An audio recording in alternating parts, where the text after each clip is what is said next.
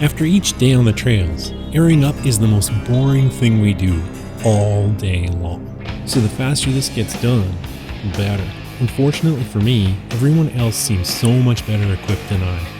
My DeWalk compressor really seemed to struggle with this procedure.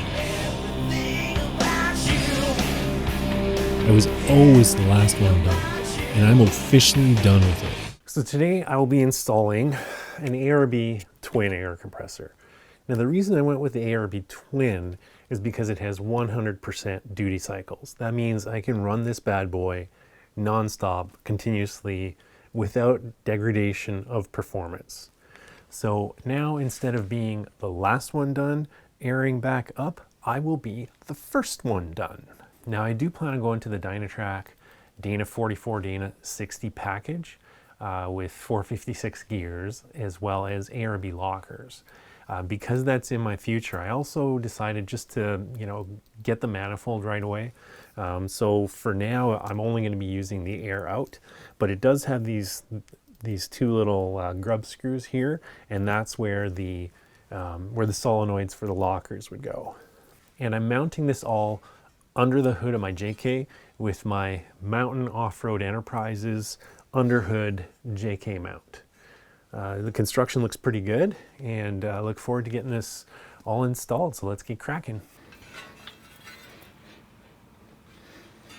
The first thing I did was mount the compressor to the mounting plate. This is easier to do on your workbench as opposed to in the engine bay. Because I don't want these to ever come loose, I used red thread lock.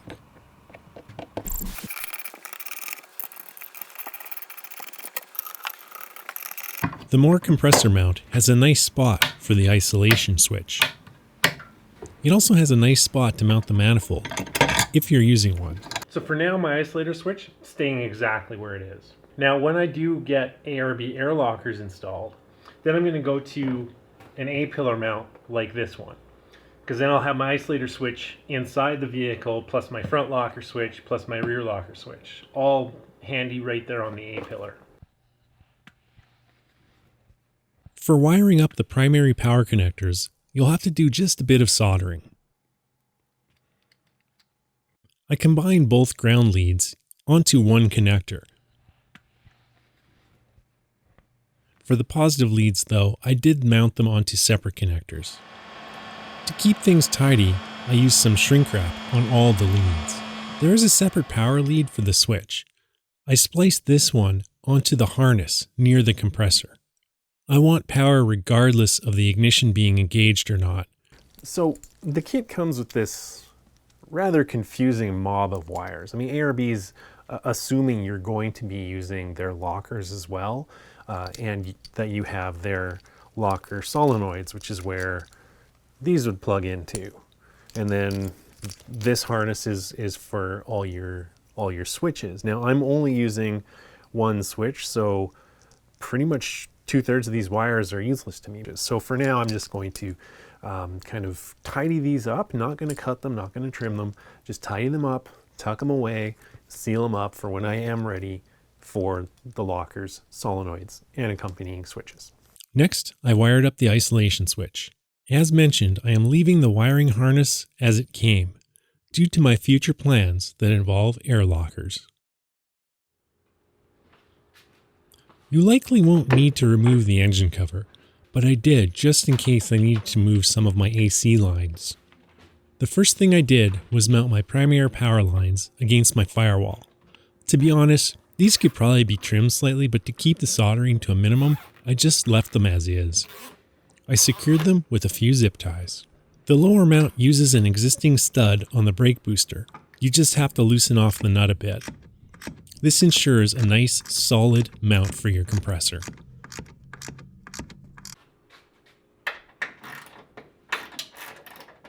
The top side of the mount uses these two existing bolts.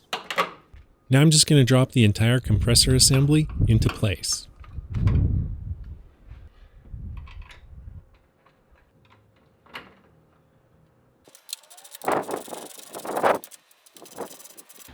Don't forget to tighten the bolt on the brake booster back up. Hands tight is perfect. Connect the primary power plug next. Don't forget to secure the locking clip. Now you'll have to do just a little bit more soldering. This is the 12-volt supply line that goes to the switches. Again, use shrink wrap to keep things nice and clean. Now let's connect the power to the battery terminals.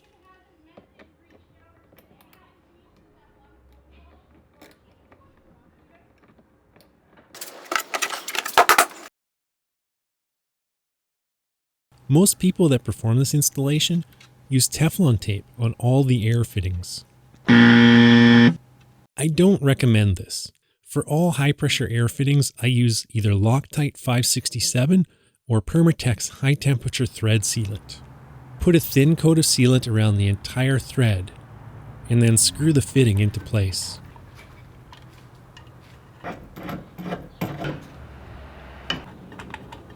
Due to hood clearance, use the supplied 90-degree connector on the compressor and the straight fitting on the manifold. The accessories that I purchased for my new compressor were a 15-foot hose and an ARB digital tire pressure gauge.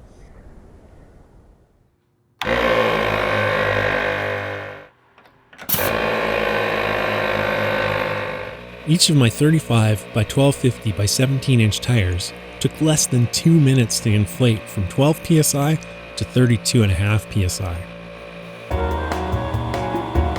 My old system, on the other hand,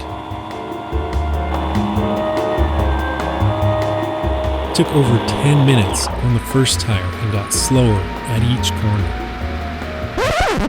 Alright, so my portable DeWalk air compressor consistently took nearly an hour to inflate my 35-inch tires from 12 psi to 32.5. And at the end of a long day on the trail, the last thing I want to do is sit there for an hour and wait for my tires to reinflate. I just want to get on the highway and get home. That's it. Now, I fully admit this isn't exactly an apples to apples comparison. It's more like a watermelon to a raisin. And, you know, when we're talking about price, this is probably 3.5 times the price of my DeWalk portable setup. It's even more expensive than the Smittybilt portable or the Viair 450 setup. But none of those options are going to inflate my tires in 8 minutes all day long. Now let's talk about the mount. I'm extremely satisfied with the Mountain Off-Road Enterprises, or the M.O.R.E underhood JK mount. Again, it used the factory bolts as well as leveraging a convenient stud that was sticking out of the brake booster. So it was no fabrication, no modification. It was plug and play. Just put it in, don't worry about it. And I strongly recommend it for anybody looking to do this upgrade. Just grab that mount. It's totally worth it. The other thing I like about the M.O.R.E mount is it's got a cutout for your isolator switch. It also has provisions to install your manifold. So it's very handy. It's very well thought out in that regard. Now, speaking of the manifold, if all you're interested in is airing up your tires, you don't need it.